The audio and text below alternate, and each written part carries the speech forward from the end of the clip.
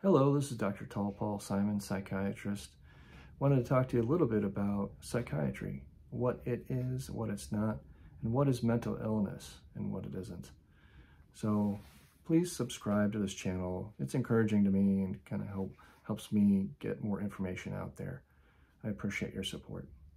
So I've met a lot of people who didn't in fact believe in mental illness and didn't in fact believe in psychiatry. When I come across somebody like that, I ask them, well, what am I? I'm a psychiatrist, I exist, therefore, psychiatry is real.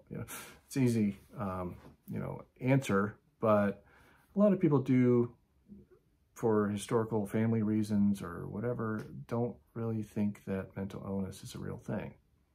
So what I tell them is how to think about mental illness.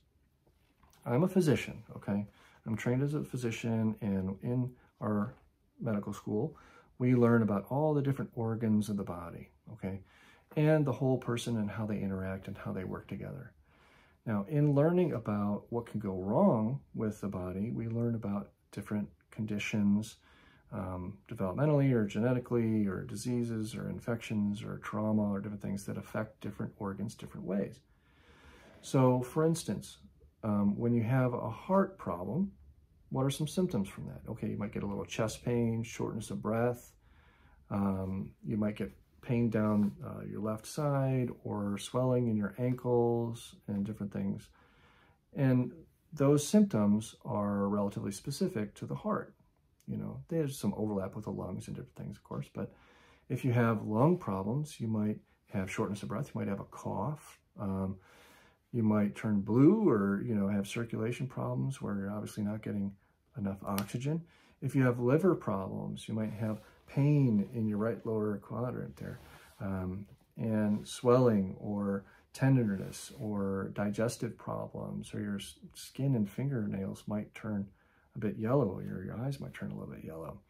So for every organ and organ system, there are different symptoms that are traceable back to that organ, okay? Same thing with the brain. So the brain is an organ in your head that if you have a problem, you can what? Have headaches, dizziness, seizures, confusion, hallucinations, depression, concentration problems, focus issues, a lot of different things that are more specific to the brain. So mental illness is just a type of dysfunction in the functioning of the brain, okay? So again, it's important to think about mental illness as a condition of a specific organ, that being the brain, okay? And a lot of things can affect the brain. Genetics, trauma, physical trauma, illnesses, conditions, drugs, alcohol, all these different things, sleep deprivation. So again, when somebody asks about mental illness, they don't believe in it. It really is just a condition of the brain that shows itself in symptoms that are specific to the brain, that are different and than other organ systems and unique to the brain. So it's not a failure to have a mental illness. It's not your fault, That said, there are some things that you do, that people can do, that will increase or decrease your chances of having a mental illness, like smoking marijuana, for instance, will increase your risk for developing schizophrenia and psychosis more than 400 times, or 400% rather. But bipolar, for instance, is highly genetic for a lot of people. So it's, a lot of people just get it, and there's not anything they can really do about it. They can, mitigate the risk by getting good sleep and taking care of themselves physically and emotionally, and avoiding toxic people and toxic substances. But mental illness a lot of times just happens spontaneously. Sometimes with diabetes, for example, people can just get it. A kid who gets diabetes, it's not their fault. It just happens.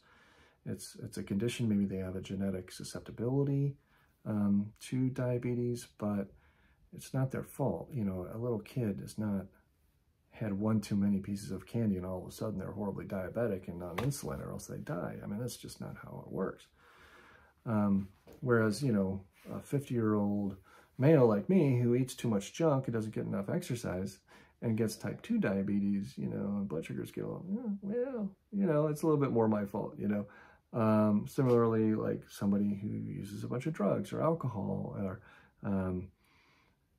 you know, and they start having some mood problems, you know, tied up in that. Say, well, you know, did they cause it? Well, it's hard to say, you know. Sometimes it's hard to tease out which came first, the chicken or the egg. So my point is that mental illness is real. It's not somebody's fault when it happens. There are some things that can make it better or worse, but don't feel guilty about having mental illness. And don't be in denial. You know, because it is real. And when somebody doesn't believe you, you know, that, oh my gosh, you know, you can't be mentally ill because mental illness isn't real. Well, don't argue with them.